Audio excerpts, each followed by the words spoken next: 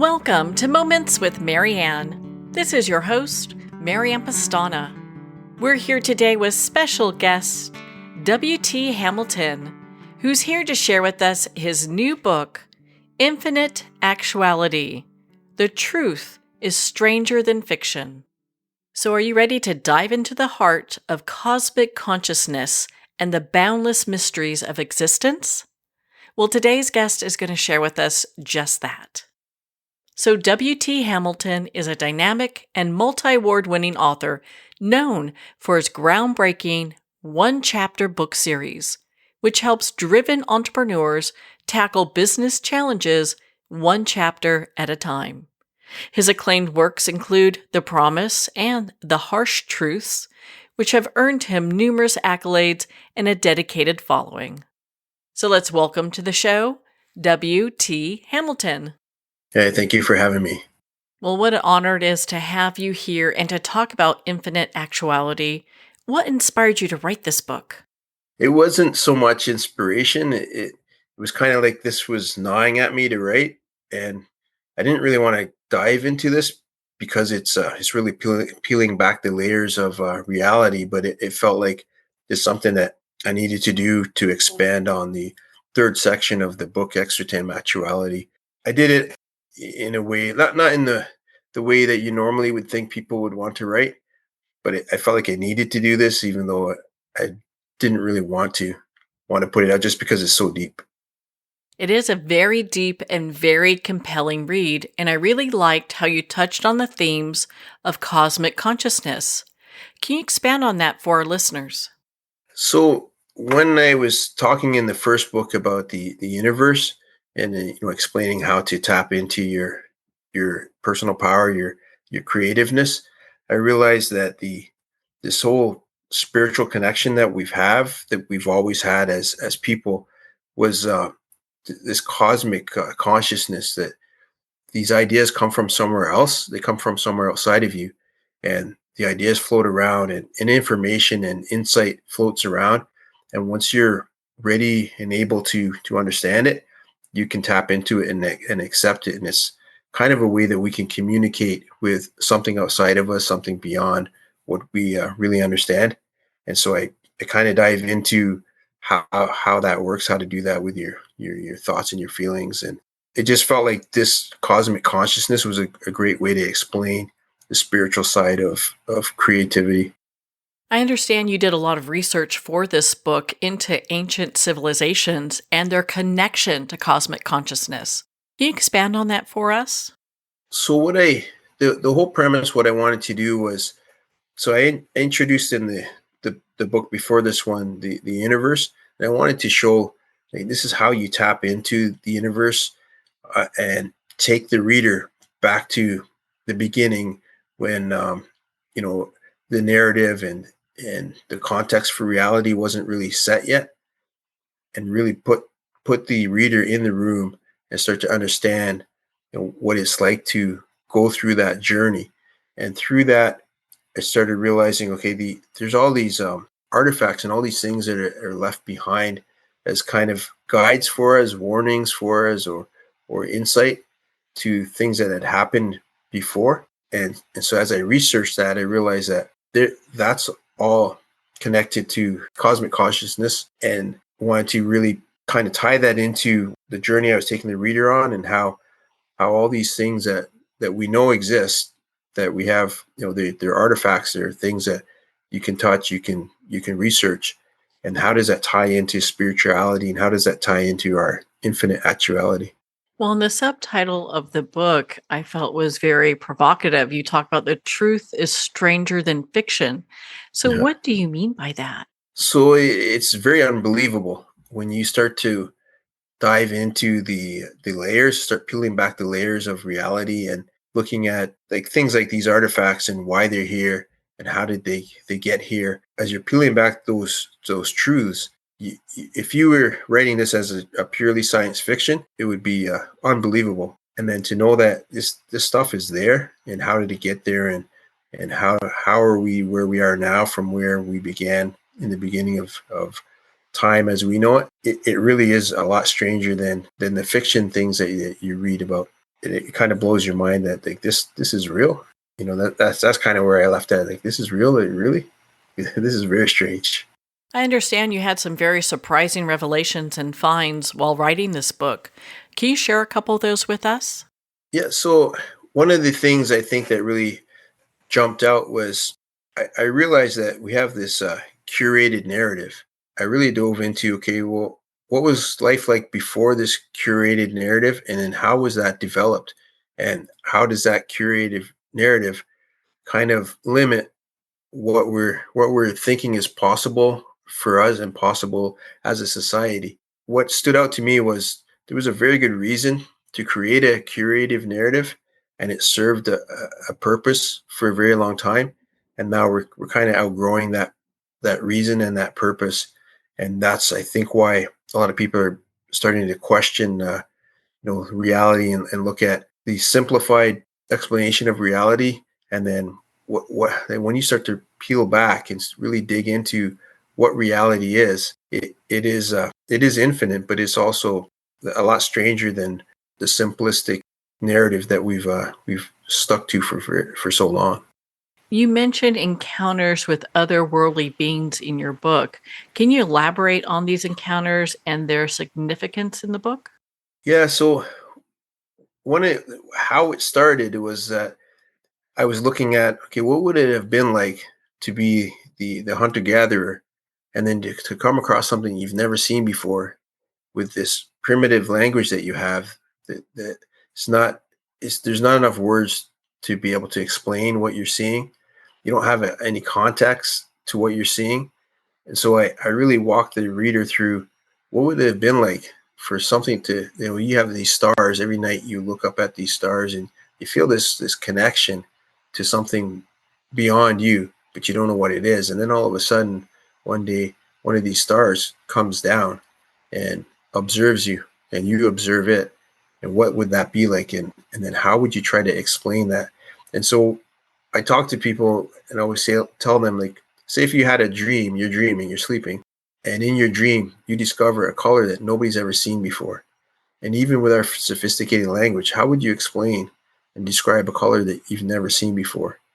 And so that's kind of where I come at with the extraterrestrial stuff, is like, how would you explain that to somebody? And by seeing that, would you not think that they're superior to you and they're godly like? They're beyond anything that you could imagine, and your imagination hasn't even developed to be able to come up with these kind of things.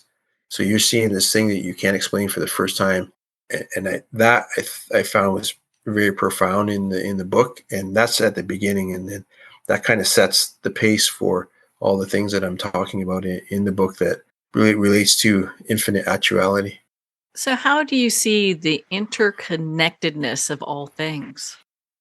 Well, when you're looking at your spirit is talking to you all the time, and everything is engaging with this cosmic consciousness. So as you see that everything is connected, before we had a curative narrative, we respected everything, and we just took everything as, but this must be real because this is here, and this is something I'm experiencing. So we would have really real concerns for the environment, real concerns for the food we're eating, how we're treating the planet, because the planet was everything for us. Without the planet, we wouldn't exist. And I don't think that's really changed, but people's perception changed to becoming where everything was created just for us to use and abuse however we wanted, and then we're leaving and we go somewhere else, and not understanding that everything's connected. Everything that you do is connected. Even the way you speak to someone, it can connect to other people that you might not even know. And to be conscious of that, I think really helps you to understand this whole cosmic design, this whole reality that we're living in, and how it actually works. It seems that there's just so much there and how we're all connected to one another. And I just found that so fascinating. And one of the things you talk about in your book is the spiritual connection and how intuition play this major role in infinite actuality. And I'd love for you to share that with our listeners. Yeah. So when you have an idea or you suspect something, you get that feeling inside you. And so everything is about feelings and energy. You get that feeling inside you that says, hey, you should look into this, or hey, this doesn't seem right. Something seems off. This, 1 plus 1 doesn't add 2. Why is that? And when you're following that intuition, it will guide you to discover things that maybe you wouldn't have looked into before. It will guide you away from things that maybe it's not for you. It's not time for you to look at that, or experiences that you want to have. Like intuition, what it is, it's part of that cosmic connection, and it's vibrating with you to say, hey, you're on the right path. Hey, this is something you should be doing. Or if you have that intuition where you shouldn't be doing that, it's telling you that's not the path that you should be going on. A lot of times we don't listen to our intuition, and then we experience the thing we didn't want to experience, and then we realize that, oh, that hunch I had, I should have followed it. That was something trying to guide me to not experience this thing that I had to experience because I ignored it. Well, on that note, we're going to pause here for a quick break. We've been speaking with W.T. Hamilton in regards to his new book, Infinite Actuality. The truth is stranger than fiction. You've been listening to Moments with Marianne. We'll be right back after these messages from our sponsors. Are you an author, speaker, or expert who is looking for more publicity? Visit radioguestlist.com and sign up for free interview requests from shows looking for guests. Radio Guest List is the #1 free booking resource for radio, podcasts, and TV talk shows who are looking for experts like you right now. Visit radioguestlist.com and sign up today to get the visibility you deserve. There comes a moment when you realize you're somewhere special. When you discover that each beautiful creature that you see has been rescued from a life of absolute horror and brought to this incredibly free place. Here's where their lives were forever changed and where yours will as well. Discover over 500 tigers, bears, and lions at the brand new visitor center at the Wild Animal Sanctuary just outside Denver. For more information, visit wildanimalsanctuary.org. Discover true freedom at the Wild Animal Sanctuary. It's one thing to become attached to your perfect home, but what do you do when that home becomes attached to you? A family in dire need of a fresh start, a mysterious house tied to the past. Buried deep within the foundation of the old Far Hill Manor lies a centuries-old secret. Dark forces or something stronger just waiting to be discovered. Caretaker, a supernatural thriller by breakout authors R.J. Halpert. Internationally recognized and award-winning author Judy Goodman works and teaches outside the box of limited thinking. Working with people from every walk of life, her goal is to empower you to be the best you can be, no matter what the challenge is. Born with the gift of seeing beyond our normal vision, she has an extraordinary gift of working with every challenge. Teaching beyond conventional wisdom, her work is described as life-changing. Visit judygoodman.com. That's judygoodman.com.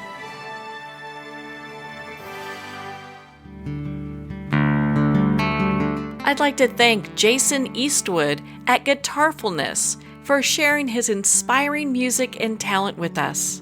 His music is known worldwide for cultivating atmospheres of harmony, inner peace, and clarity. Visit Jason's website at guitarfulness.com. Join his newsletter, be part of his community, and download his music. Welcome back to Moments with Marianne.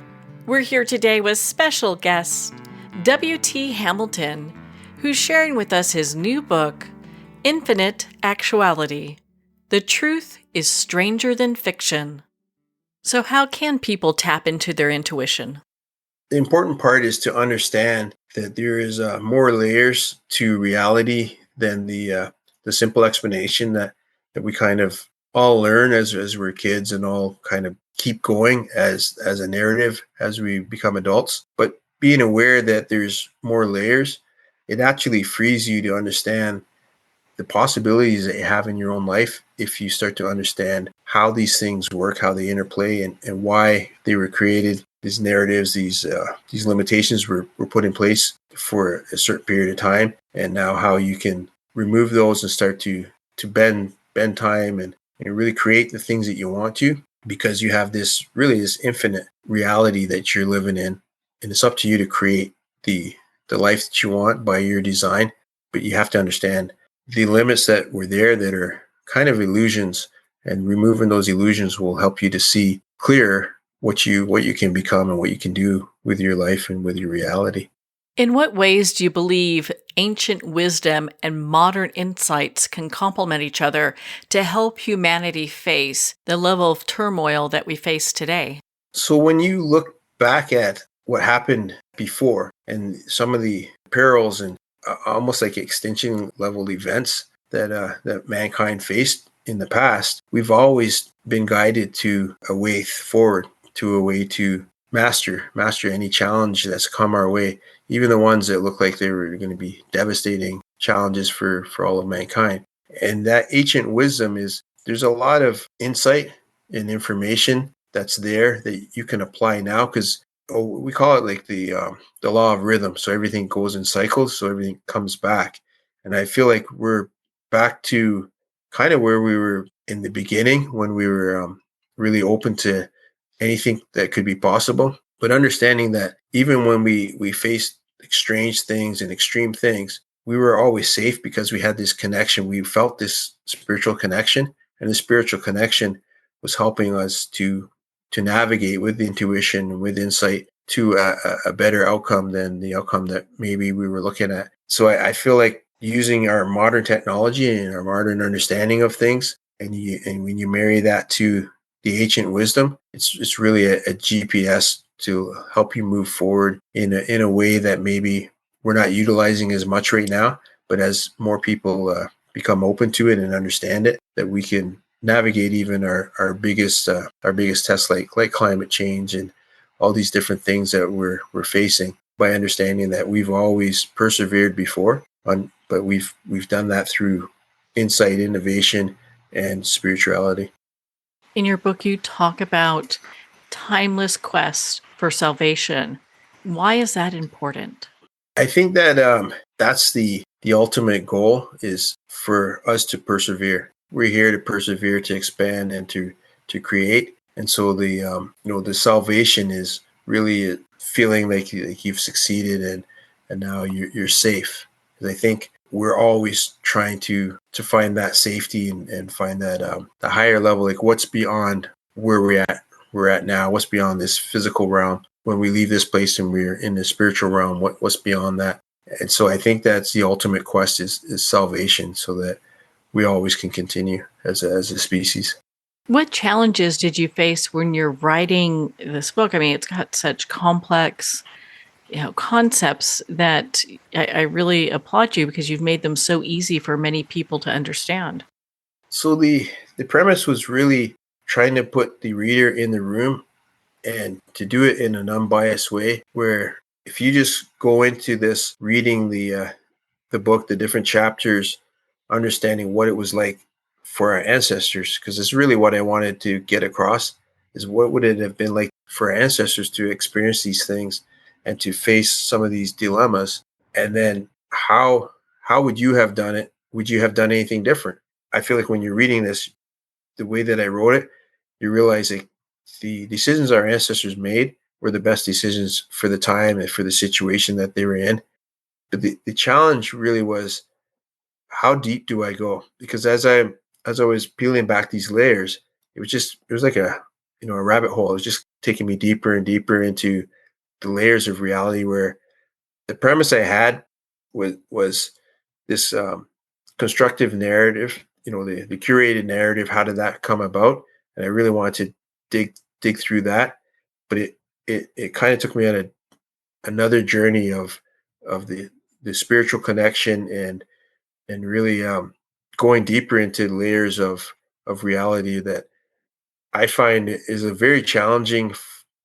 Even when I wrote them, I wasn't sure if am I revealing too much, and is it almost to science fiction, and so that's why each chapter begins with a quote about fiction and how fiction and reality kind of play with each other.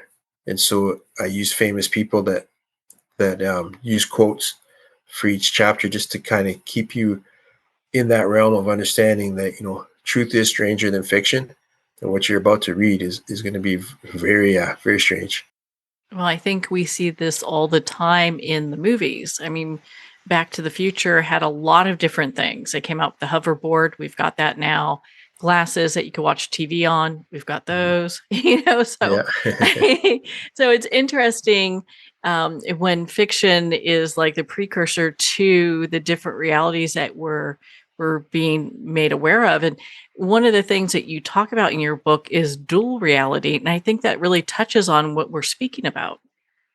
Yeah. Yeah. And dual reality, that was another one that was I kind of struggled at first to explain it, to to see how I could write it that it would make sense. That we have the old narrative, which is our old reality, and that limitations of that, and then we're opening up to this whole new reality that's more a spiritual thing, but also understanding that the ancient past is actually more of our real reality than the narrative, the created narrative that we've held onto for so long. And by understanding that eventually we have to let go of our simplistic understanding of reality and really accept this deeper, more layered reality. Even if we don't understand it deeply, we have to understand that it's there, and there's way more to life than what initially meets the eye. And so that dual reality is that struggle of, I want to hold on to the old stuff because the old stuff is safe. Ignorance is bliss. But this new stuff is really going to push us forward and bring us to a better place if we're willing and strong enough to accept it. How do you hope Infinite Actuality will impact readers' perception of reality and their place in the universe?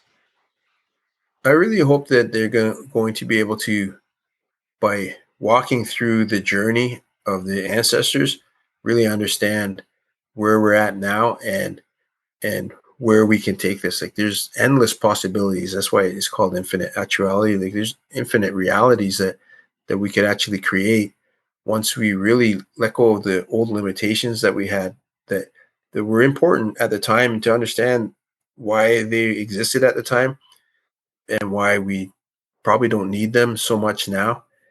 And by understanding that, I think readers will start to have more insight into just how to use your creative mind and how to connect to the cosmic consciousness, to be able to achieve your goals and dreams, and to be able to solve the big problems that we're facing, and maybe the bigger problems that are coming that we haven't seen yet. I think it gives us a lot of freedom in the ability to know that we can manage whatever problems come up. Yeah, yeah, exactly. For those that are skeptics out there, what do you want to say to them? I understand, because I was a skeptic too, and I've been on a journey. I've tried to maybe distance between the journey, but I've been through a journey. It took me time to really accept some of these things and to understand them. So I understand when you're skeptic, but just to look at it and to see the way that I've wrote I've done it in a logical way where there's no emotions, there's no, I'm not holding on to anything. I'm not trying to prove anything. I'm just giving you a logical, this is what happened. This is what it would have been like to be there. And then I always ask the question, would you have done anything differently? And I think that when you can be open to that, you'll start to understand that there's nothing wrong with a deeper understanding of reality than the simplistic one that we have. But it can really enrich your life once you accept that certain things are certain ways because of a manipulated history, as we can say. But once you let go of that, you really go back to the beginning when anything was possible and everything was possible. Like it was unquestioned. And then that's where I think readers will get there. But skeptics, I understand, because I was skeptic about a lot of things in my journey to get to where I am now. And I slowly peeled back those layers and started to accept that this really makes sense. It feels right. Like spiritually, it feels right. It feels like that's more logical than the old narrative that I was holding on to. Well, WT, where can our listeners connect with you and learn more, not just about Infinite Actuality, but all of your other books as well? So I have a website, mindsetforsuccesstraining.com, and there's links to all the different things that I'm doing there. And then on Instagram at w.t.hamilton, you can have links to my Amazon page. I have all my books on Amazon. A lot of them they're about mindset and manifesting your goals and dreams. And then the last two books really goes deeper into the spirituality part of it. Well, I highly suggest everyone pick up one of your books. I found them to be quite insightful. WT, thank you so much for taking the time to be on the show with us here today. I really enjoyed us chatting with you, Marianne. It was a great show. Well, thank you, WT. It has been such an honor to spend this time with you and to talk about your new book, Infinite Actuality. Well, we're at the end of our time today. I'd like to thank everyone for tuning in. You've been listening to Moments with Marianne, where we make every moment count.